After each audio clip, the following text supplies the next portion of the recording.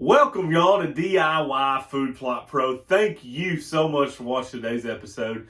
Today we are talking about why you're not killing mature deer on your plots every year. This is a topic that there are a lot of reasons, and we're going to go through all these that I've seen in my real life examples here in West Kentucky, things that affect your plots, things that you're doing incorrectly on your plots.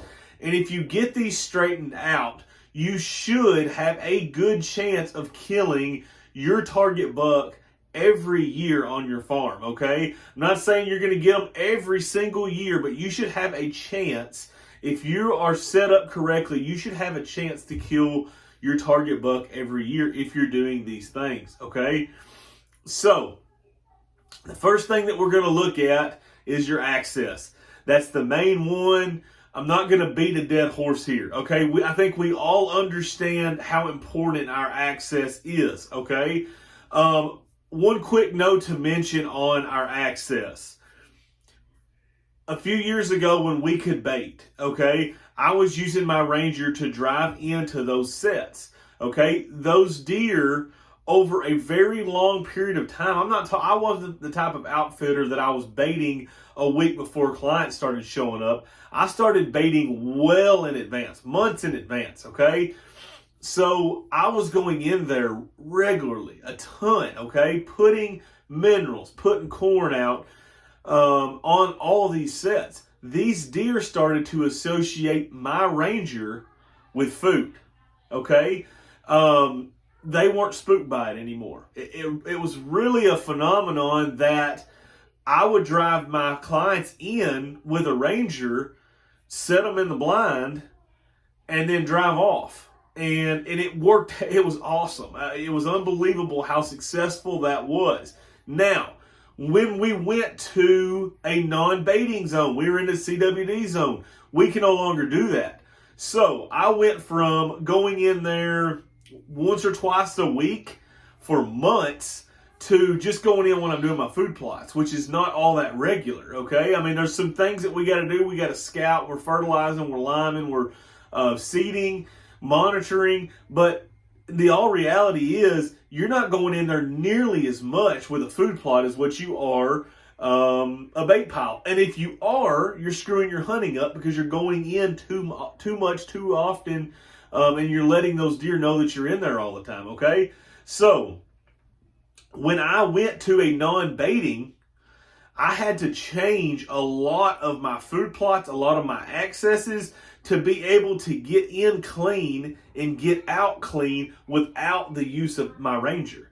So we went from kind of one extreme to the other of going in there wide open, don't pay any attention to what you're bumping with the Ranger, and you're fine, because when that Ranger leaves, the danger leaves, okay?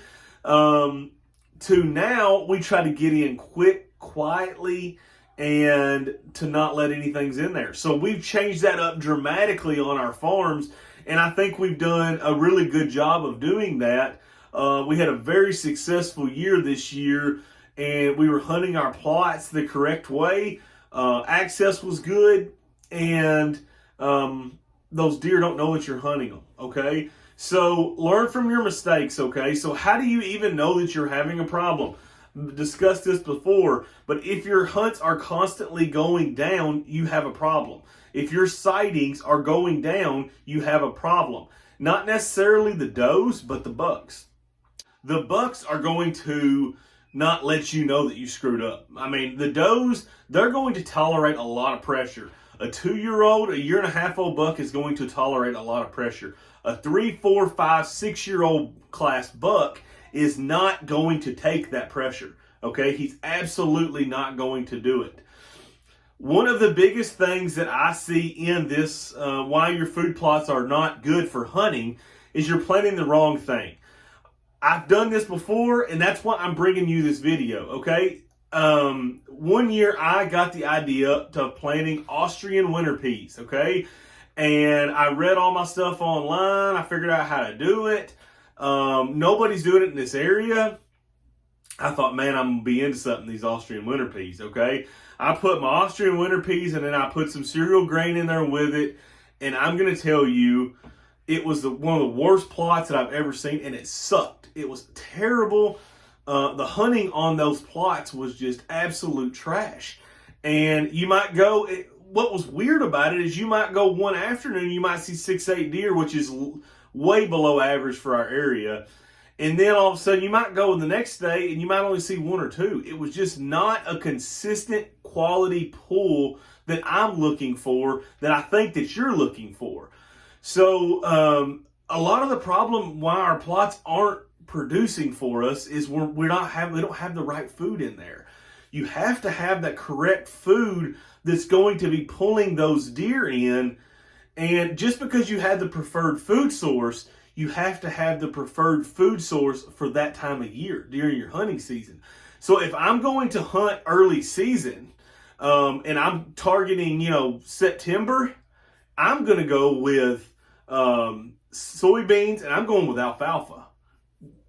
Don't throw in the rest of that junk with me. I don't want no corn.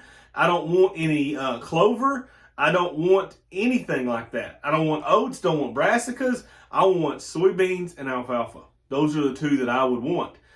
If I'm going later on in the year, if I'm wanting to hunt in November, December, January, then all of a sudden I'm going corn, I'm going brassicas, I'm going oats, cereal rye, things like that in those plots. And so you have to have the preferred food source for when you're wanting to be hunting. If you have a wonderful summer food source, that's great, but you're not hunting in the summer. And if you're not planning on hunting late summer in that September season, then the summer food sources might not be the best choice to be hunting over come December. So it's all about matching what you're wanting. Not going to say there's one right or wrong answer. It's about matching what you want for your hunting season, okay? Wind, that's a monster, okay? Wind is a monster, and we all know that hunting bad winds is bad for our hunting, okay? But, there's always a but. You're going to be thrown every gimmick in the world under the sun that this scent control works, this scent eliminator works, this blocks their scent receptors. You are going to be hearing, and I'm not dogging any products. I don't want to act like that. I don't know everything all about deer hunting, but I do know that what I'm seeing over my plots, over my farms, is when I'm hunting the correct wind, the wind that needs to be hunted for that stand, we're having much better hunts and much better results. So a quick example of this. So actually 2 good examples of this. I had a farm that the wind was always weird on, okay? And basically, I'm not going to get into detail what was going on. I've got another video coming about this exact thing. The wind was always weird, okay? So I had a hunter that said, hey, I've got this new scent control.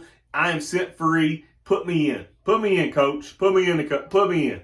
So I'm like, you know what? Let's give this thing a whirl. I don't know everything about it. This is a new product. Maybe this is gold. Maybe this is fire. It's awesome. So we put him in, and he hunts down there and hunts down there and hunts down there and hunts down there, and we never ever see our good shooters that had been showing up so regularly to that spot. There was mostly the does weren't busting him, but there was a couple that were. And guys, I'm telling you, if your does are busting you, the bucks are busting you. Are your 1.5-year-old, 2-year-old deer, are they going to act the same as a 4 and 5-year-old deer? Absolutely not. You're not going to know that you screwed up hunting your trophy 4, 5, 6-year-old deer. He's not going to stand out there 80 yards from you and blow his dang head off when he gets your wind. He is going to, as quietly and as quickly as he can, he is going to ease off.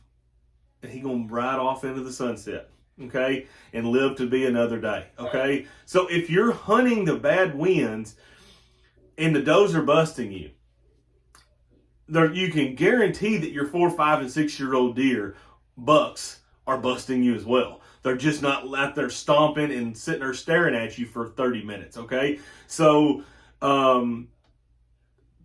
make sure you're hunting the wind, okay? There was a farm that I had this year, and this really stunk. But this was much after what I just told you about the example I just gave you. Our rifle season in Kentucky is 16 days. We got 16 days. That's all we get, okay? So I had a farm that had some hammers showing up on it, okay? I'm looking at the forecast, right? And I need an east wind to hunt this place. I'm just going to tell you, I need an east wind. So I look in the forecast a couple days before deer season, making my hunt plans, and I look, and there ain't a dang bit of east wind in it anywhere, okay? Now, did it suck? Absolutely. It was awful. Sitting there thinking, are all the neighbors going to kill all my good ones before I even get a chance to get into them, right? Absolutely sucked. But what did I do? I held that spot. I did not hunt it, okay? I did not hunt that spot until the wind got correct. What that did was a couple things, right? I had an awesome food plot in there. I had standing corn. I had buck forage oats. I mean, those deer were freaking thick in there. What that did was a couple different things. It made almost like a sanctuary. All the farms around it were getting hunted, and I had this jewel in the middle of it that wasn't getting hunted. So these deer felt very comfortable in there. And second thing it did, there's no human scent around that plot. Okay? So I think it was like 10 to 11 days. There was a time that I didn't think we were going to get to hunt it at all through the 16-day season. But on the 10th or 11th day, we finally got some wind to hunt it. We went in there, bam, killed a solid 10-pointer. I'll post a picture of him. But that was all about being patient and waiting for those conditions to get right. Okay? It's not fun, especially it seems like all the time the places that we want to hunt the most, those are places where the wind is the toughest. And that is by design, guys, okay? Bucks are in those areas because they know the predominant winds. They know those wind traps that are in off those big hills and are swirling back to them.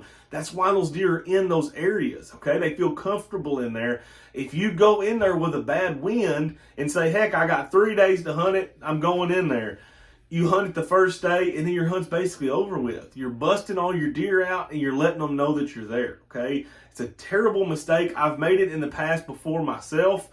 Don't do as I do, okay? Wait until the wind is correct, and you will see much, much better results. Okay, so what does this mean when I'm saying you don't hunt deep, okay? Access is a nightmare when you go deep. It just is.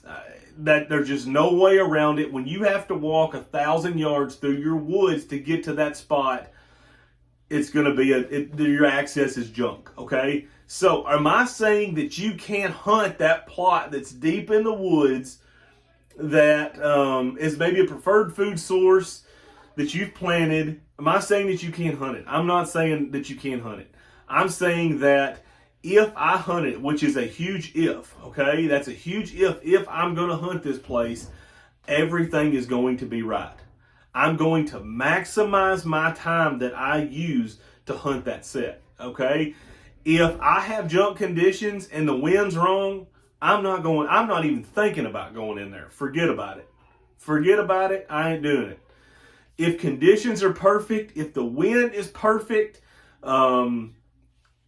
go in there and hunt it if you want to. Don't over hunt it though. Don't let it turn into your daily stand because you are putting so much pressure on those deer every time you go in.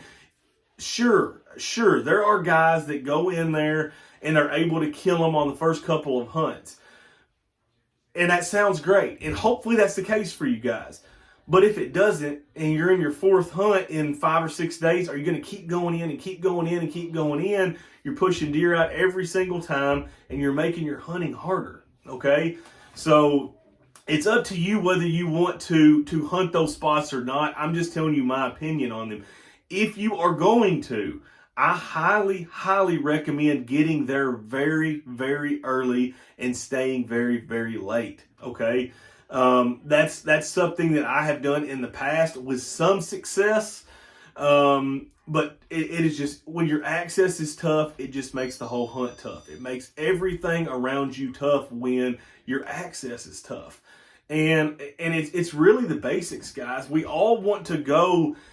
I don't know why we're designed like this, but you put your farm on a 100-acre map and you want to go all the way up here, or all the way over here, or all the way over here, or all the way over here, the complete opposite end of your access. So we've kind of got to get that out of our mind, that we have to walk 3,000 yards to get to the good hunting. Sometimes that's the case, but oftentimes it's not, and it's just in our head that that's where we think we need to go. A really good tip on these sanctuary plots, if you can, a much better option, in my opinion, is to hunt the transition zone from where they're coming from bedding to your plot. Because as they go by you in the transition, they go to the plot, and you can walk out the opposite way and hopefully not booger that whole place up, and you can get by with hunting it more often that way. Absolutely takes a lot more work, because you have to know where they're coming from. You basically have to know where every deer's coming from, and then it's starting to limit your wind too. So a lot of scouting involved, a lot of cameras involved, but that is something that you can hunt those transition zones successfully if you're doing it correctly. You can hunt your sanctuary plot successfully by hunting the transition to those plots and not actually setting up shop on the actual plot. So thank you guys for watching. If you found the video helpful to you, please press subscribe and like the channel and help me grow. And I've got a lot more good content coming out real soon, and I can't wait to share it with you.